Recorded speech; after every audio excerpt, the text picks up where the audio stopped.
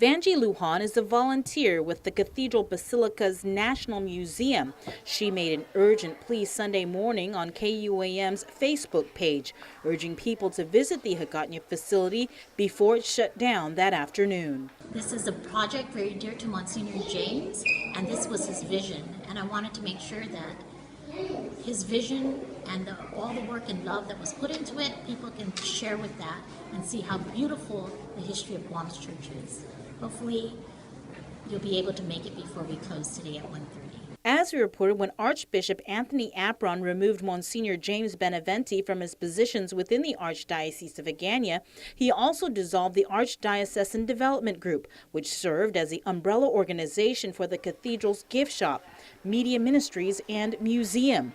It was only 5 months ago a special fundraiser was held at the museum commemorating the unveiling of the cassock of Blessed Diego Luis de San Vitoris and the sword that martyred him, a Spanish-era stone water well, a subset of articles that were once under the doting care of Monsignor Oscar Calvo, and a large alloy bell that hung in the cathedral steeple on the day of Guam's 1941 invasion by Imperial Japanese forces.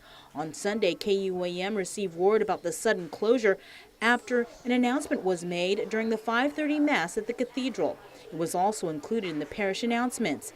Many we spoke with Sunday at the museum were in complete shock. It's certainly a disappointment. I mean, I didn't know about the closing of this museum.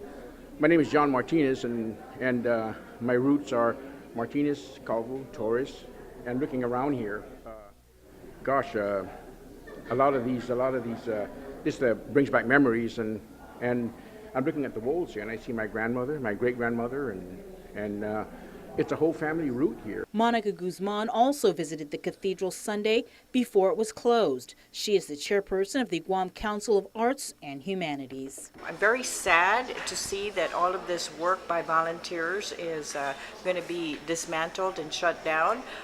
With CAHA, we had a good relationship with Monsignor Benavente in trying to put together this museum. We used the venue we used the museum as a venue for one of our FESPAC workshops for visual artists, and this was in April earlier this year. It was right after the first opening, and so one of the things that we did at this workshop was the do's and don'ts of exhibits and galleries, and we're sad because it was a great venue. Today, Archdiocese spokesperson Father Adrian Cristobal addressed the concerns of the island's Catholic community, saying the museum's closure is only temporary. He added Monsignor David Kitigwa is overseeing the transition.